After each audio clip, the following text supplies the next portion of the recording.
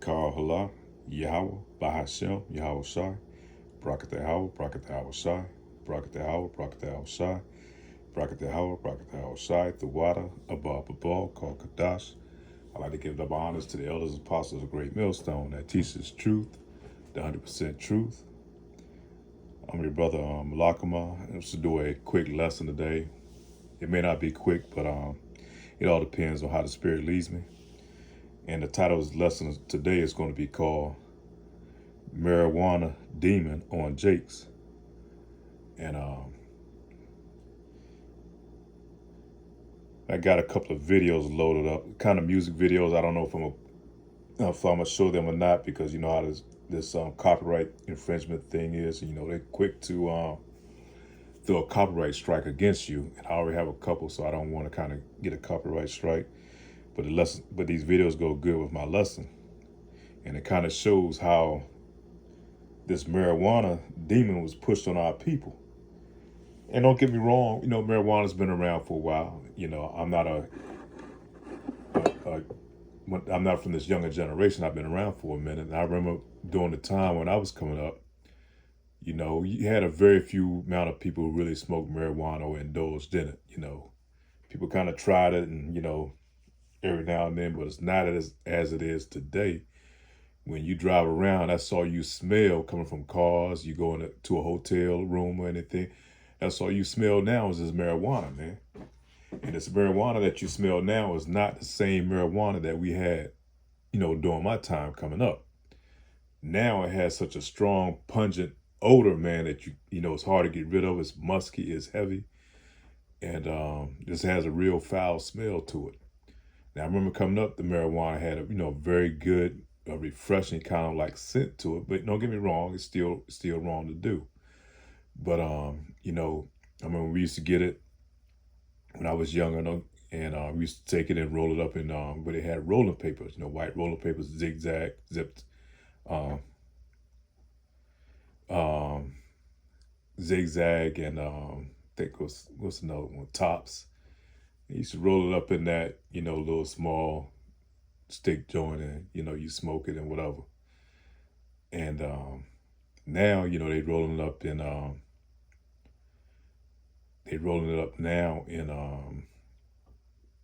what they call it, Swisher Sweets, the cigar paper, or the what they call blunts, you know, cigars, or where they clean out the cigar tobacco from inside, and they roll the weed up in there now. And this weed now, like I said, it's not the same. You know, weed during our time, you had a very few strains. You had Hawaiian, you had sesame, you had gold, and you know, stuff like that. And don't get me wrong, I wasn't a big marijuana smoker during that time. It was just something when I was younger I was introduced to, and it was kind of becoming a little bit popular during that time. You know, that's when hip hop was coming around, so it kind of gives you a indication of what era I came up in. And that's when hip hop was kind of coming around and was kind of getting a little popularized. You know, not like it is today or as it was in the late '90s. But like I said, this weed that they have now, this strain that they have many different variations. And I think they have some called skunk, which smells exactly like a skunk. Anybody been in the country and you rode through an area where a skunk been killed or been hit by a car, you know, it has that strong, heavy, pungent smell that gets in your car and hard to get out of. That's the same with this weed they have now. That's why it kind of labeled it as being called skunk. Then you have what they call Kush and a couple of other things, different varieties that they have, but these are grown inside of a laboratory, and they increase the THC levels in it. They're not to mention all the other chemicals that they put in this shit now. And then on top of that, you have what they call synthetic weed that they have now, man, which is very popular, especially down here in the South, I've noticed. And man, the type of shit that it does to these kids' minds is unbelievable. But I remember when I did kind of indulge in weed, and I don't want to make this too long, man. I want to get to the precepts. But when I did indulge in weed, you know, marijuana use, I remember the feeling of euphoria that it gave me the first time I tried it, you know. And, you know, it's kind of an out of world experience and all that, yada, yada. And then after a few times, man, I started smoking, like I said, my friends and stuff, it just became, you didn't get that same feeling anymore. And you constantly want to try to go back to get that same feeling, and it wasn't the same. It kind of put you in a stupor state, man, where you're kind of sitting around and time is clicking by and you kind of stuck in the moment on dumbass issues, man. You find yourself for hours, for hours, man, and engrossed in, meaningless conversations sometimes, whoever you smoking with or whatever. And then it kind of kind of created things like anxiety and other things that I was dealing with. So, and I didn't do it long, thanks to Yahweh Ba'Shem, Yahweh Shah, but it's just something I tried. I said, no, this is definitely not for me, and and then kind of, I pulled out of it, had to peel out because it became more popularized in my neighborhood where I kind of grew up at. Like I said, I grew up in a project-like community. So you and your friends, they come by and, and they're ready to smoke. And then you say, nah, man, I'm giving up, man. I didn't give that up. That ain't for me. Then you start to find those friends, so-called friends, they start to disappear. They kind of move away because you don't indulge with the same thing that they do anymore. But this is Fair Use Copyright Act. And let me hit this up real quick.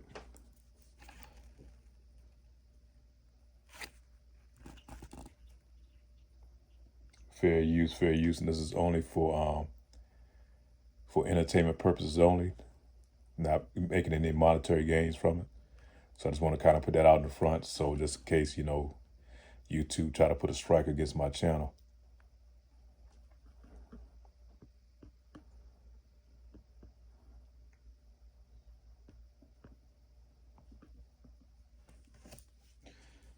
For my work as your social media lawyer, I spend a lot of time reviewing videos to determine whether or not they're legal under... Shalaka. Let me get to my lesson. I just kind of put this lesson together today, so bear with me. 1 Thessalonians chapter 5, verse 4. But ye, brethren, are not in darkness, that day should overtake us as a thief. That day should overtake us as a thief. Ye are the children of the light and the children of the day. We are not the night nor of darkness.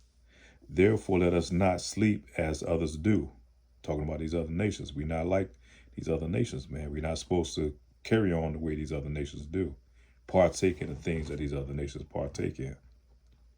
We are separate people, man. We're the chosen people of Yahweh Ba'Shem, Yahweh Shah. But let us watch and be sober. And to be sober-minded, man. That don't mean go out here and be a drunkard, be all, drunk all the time. That doesn't mean partake in this marijuana and these pills and all this other stuff that's going on in this world today, man. So we have to be sober-minded. We have to be on our watch. And one thing we have to remember, that we're at war, man. And you can't be in war if your mind is diluted, man. If you're wandering and you're stuck in, your mind is stuck and you're not on your square. How can you be on watch and you're being and you're not sober? For they that sleep in the night, and they that be drunken are drunken in the night. So it's nothing worse than going into a war or going into a battle and your troops are either drunk or either they high as hell, man. You're gonna lose. You're gonna get your heads blown off. And that's one of the things that happened during the Vietnam War, man. A lot of the troops got strung out on drugs and all those other things, man. A lot of them put their comrades or put themselves in danger. You wasn't as sharp as you needed to be because all your senses were dulled. During the time of war when you needed to be well aware. And that's where we're at in this time now, man. We're in the middle of a war. Let me chalk up a couple of videos. Actually, like I said, I'm going to bypass these music videos because I don't want to get a strike. And so I'm going to kind of hit these other videos. About this creates a lot of love, and it takes the hate away, and there's no room for hate. And more of this is more love and less hate. And this nigga right here been pushing that shit since he came into the music industry, man. That's one of his main objectives and goals was to promote their weed life, man. That's smoking that marijuana and all that during that time. I would have to agree with that. About this creates a lot of love, and it takes the hate away. And it's a trap, man. And you have to be well aware. And I want to kind of hit some points, and I don't want to make this too long, man. But I want to hit some points, and I'm gonna hit follow with some scriptures because I went to visit some family members last year, and a lot of ones I haven't seen in a while, and a lot of the younger generation, man, of my family, man, they all smoke weed now. They all getting high and sitting around and partying like it ain't nothing. Then my older cousins, that's their kids. They look at it like it's chalked up as it is nothing. That's no big deal now. Everybody do it. It's something that's common. But you have to be mindful, man. That's nothing but a trap that the devil set out there because even though a lot of places legalize it, they push that's being okay and all these things. But for you Jakes, man, you have to realize you're the main target, man. You're the prey for these devils, man. Because Esau doesn't believe in playing fair. And I'm trying to express this as best as I can. Lord will, I'm able to get through this. But that's another trap or another ball and chain that's on you Jakes, man, that prevents you going out here, finding these good jobs that you can make decent money because these companies not going to hire you if you a weed smoker, man. You can't walk in these, man, corporations or 500 companies, smelling like weed, all smoked up or, I was in the trucking industry. A lot of these big truck companies are not going to hire you if they know you smoke weed. Now, a lot of Jakes say, well, I can bypass that. All I do is carry me some piss or they got some stuff I can drop into the thing when I take a piss.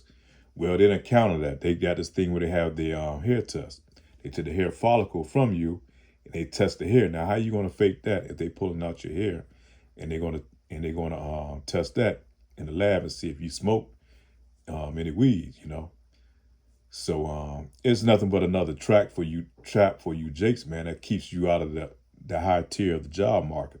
Only jobs you're going to be able to get is those low paying jobs, or either them hard working jobs. You might go out and you can do construction and things of that nature. But as far as these top government contracts and stuff like that, you're going to be X'd out of that. You're not going to be able to get those jobs.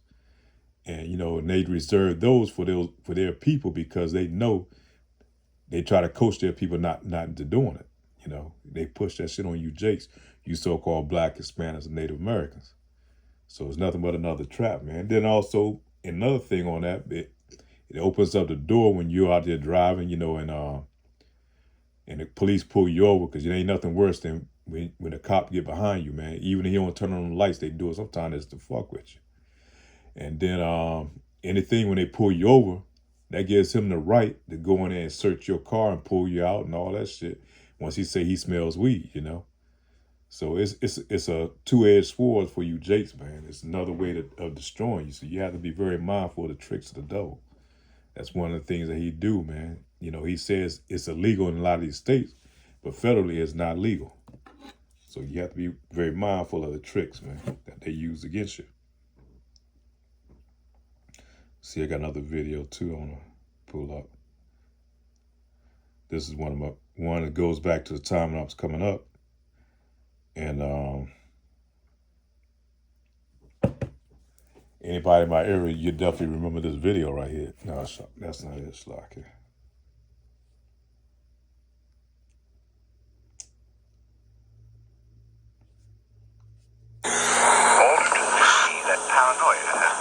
I'm tired of hearing this. Marijuana can mess you up. You've been smoking for 15 years. Nothing's ever happened to me.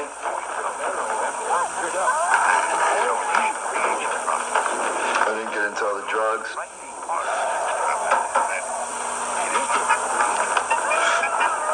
I didn't start stealing, mugging people. It didn't make me do anything different.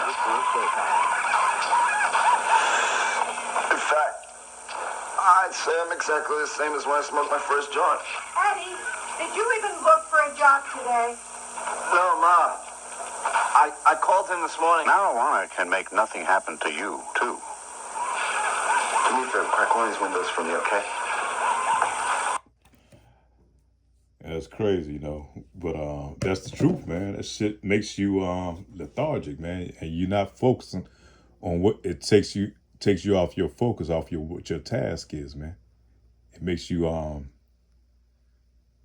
so nonchalant that you just sit back, and next thing you know, all the time is gone by. Like you said, 15 years.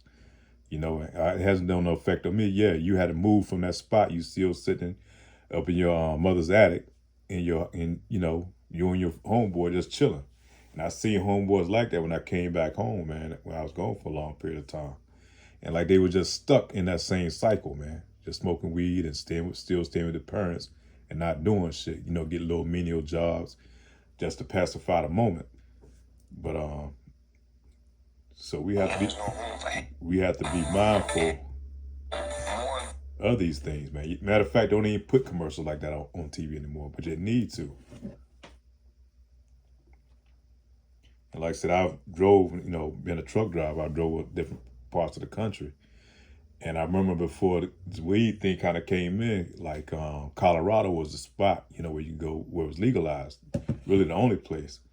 And I remember one time people say how Colorado was such a progressive state and it was so beautiful and all that, and beautiful state to go to. Well, when I went there, it was probably a good while back before these other states had legalized it. Man, it was so run down. Everybody was high as hell. People that worked in these convenience stores and shit, they all laid back. The shit was run down. You could tell they ain't been out there, swept the floors. Parking lot was junky. It's just a total laid back type of atmosphere in that place, because on every damn corner was a weed dispensary. To kind of give you an idea how it was, And everybody seemed like they were stuck in some type of hallucinating, just kind of going through the motion. And I ain't gonna forget that, man. Like, God damn, this ain't the California. It's not the Colorado that I often heard of. Yeah. So let me hit some more precepts. 2 Corinthians chapter 2. No, Shalakia. Let's go to Numbers chapter 23, verse 23. Surely there is no enchantment against Jacob. Talking about you so-called Black, Hispanics, Native Americans. Right now, here's really talking about the elect, men, women, and children of Israel. Neither is there any divination against Israel. According to this time, it shall be said of Jacob and of Israel, what hath Yahweh wrought? So there's no enchantment that's going to stand against us, man. Like I said, we're not going to get caught in these traps and these things of the devil if we are the elect men and women and children of Israel. The Lord is going to guide us past and out of these situations. Like I said, I come out of a hood-like environment, man, and a lot of drugs, selling dope, and all the other shit, was accessible, man. It was kind of all around you, man. The gang thing really hadn't quite hit during that time, but the Lord guide us out of these situations, man. If He has His hand on us, man, that we're not going to get caught up in those devices that's set by Satan. Jeremiah chapter 5, verse 26 and 27. For among my people are found wicked men. They lay wait. As he that set a snare, they set a trap. They catch men. As a cage full of birds, so are their houses full of deceit. Therefore they are become great and waxen rich. Let me chalk up another video real quick on that.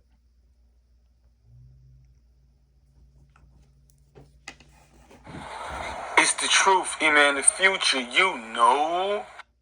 Running around here, make more rap about drugs and make this shit cool for these little niggas and shit. Cause that song had a big part in the uptick of Molly and the popularity of Molly. You know what I'm saying?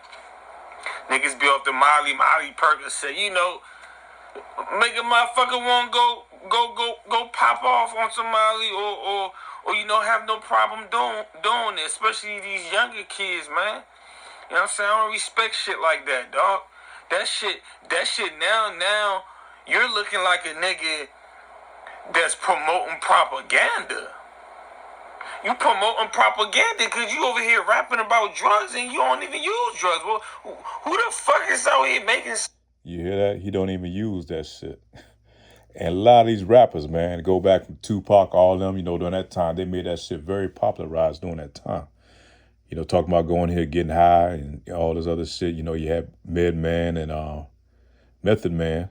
And, they even had a movie about, all they do is get high or university high and shit like that. And so this shit was pushed heavily on our people, man. They use these stars and entertainers, which is nothing but Judas Ghosts, man. They all signed into different Masonic organizations, man, when they get that level of fame. And so they have to do a certain, type of bidding of these elites, in order to receive those profits, man. So we have to be mindful of these people who they really go after our kids. They go after the adults too, but mainly the kids is who has those influential minds, man, that can easily be deceived. So let me finish up this. Songs about drugs and they don't even use it, dog. But you won't call yourself a real nigga. Man, a lot of these motherfuckers be talking about they real niggas, they this. You look at how these niggas move, they actually the opposite.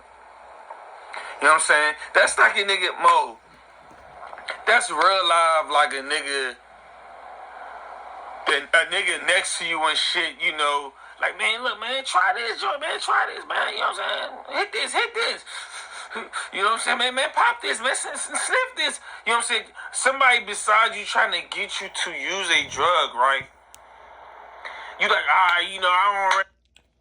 That's enough of that, but he had a good point, though. Like I said, that's what they do, man. They push that shit on our kids, man. They use these entertainers because they called influencers. And they use it as a negative light to push our people in the wrong direction. There's one more to kind of give you an idea. If you've never heard of Molly, well, chances are your kid's in college. Starting in college, he still does, but only, he says, a couple times a year. You feel close to the people in your vicinity. You feel close to the people who are in that same moment with you. A closeness experts say fueled the drug's manipulation of the chemical serotonin in the user's brain. Normally, serotonin helps regulate mood, appetite, and sleep, but on Molly, there's an increased sensitivity to touch, a need for stimulation, and other changes in perception. 15 different kids knowing 15 different things. It's not just in nightclubs. Baltimore City detectives patrolling the Eastern District say on the alcohol use the name Molly for just about. And really all this shit is nothing but witchcraft and sorcery. You just like you putting a spell on people, and so we have to be mindful, man. These people that's dope dealers and drug dealers and shit that's pushing that shit, they're nothing but sorcerers and witches, to a sense. That's what they're doing. They're doing it for gain, Anything they sell. Part of the danger to this. Like, let me go to that first scripture. Therefore, let us not sleep as others. Let us watch and be sober. Let me see. But ye, brethren, are not in darkness. You are the children of light. Okay, no, it's another precept I got coming up.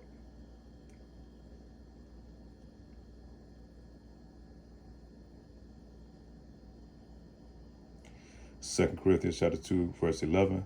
Lest Satan should get an advantage of us, for we are not ignorant of his devices. And what is one of his devices?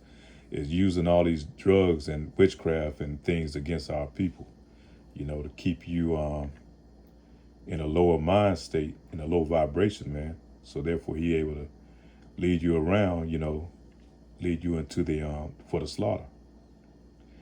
And this precept I was looking for, Jeremiah chapter 5, verse 26 and 27. For among my people are found wicked men. They lay wait. As he that set of snares, they set a trap. they catch men. And who's that? These entertainers, man. These athletes, these entertainers, they use them for their own bidding to lead our people into these traps, man, to these snares, so that they can be easy prey to these devils, man. You know, you saw in that last video, you know, first the Molly was very popular amongst those white kids. So how do they make it popular amongst the black kids? They get Future in them to start remixing it in their songs, man. That's all they say over and over in the song. It's in the loop. You know, Molly Percocets over and over again. And then, you know, next thing you know, Jake is popularized into using it, taking these damn mollies and drugs, which they dumped into our neighborhoods. For among my people I found wicked men, they lay wait. As he that set of snares, they set up a trap, they catch men. Almost like it was with the slave catchers, man, catching our people, using even our own people back over there in so-called Africa. They use our own people to help ensnare us, man, and catch us in those traps for these devils, man, for Esau Edom. As a cage is full of birds, so are their houses full of deceit. Therefore they are become great and waxen rich. And how they do for doing that? They reward them with these contracts, man. They give them these riches, you know, they give them nice cars and houses, which really, once you break it down, they don't really have any real wealth, man. They just give them these things, these tools to put out there, because most of these rappers, a lot of them not even rich, man. They just give them these tools, these charms to keep the people spellbound and thinking that, you know, that these people are so-called leaders, man, to guide them to these traps. And so we're going to finish off in Isaiah chapter 28, verse 15. Because ye have said, we have made a covenant with death, and with hell we are in agreement. When the overflowing scourge shall pass through, it shall not come unto thee. For we have made lies our refuge, and under falsehood have we hid ourselves. And so they, like I said, a lot of these guys are tied to these Masonic organizations, these other different groups. You know, you see them throwing up their hand sides, covering up their eyes, covering up their mouth and all that. You know, that's telling you they're in these hidden secret organizations, and they do things at the bidding of the elites, you know. So therefore they can attain what little bit of riches they do have. That's not going to save them in the wrath of the Lord, man. You know, they're going to be counted along with the heathen. Matter of fact, their judgment, no telling what their judgment is going to be, you know, what the Lord is really going to put on them. And they know what they're doing, man. They know what they're doing is wicked as hell. But, yeah, that's pretty much it, man. We have to be mindful of that marijuana demon. Right now, they got to popularize, and everybody think it's okay to smoke, even from the little kids to the grandma and granddads, you know, smoking that shit. And nothing but another trap to our people. And so with that, man, hopefully this lesson is edifying. With that, say shalom.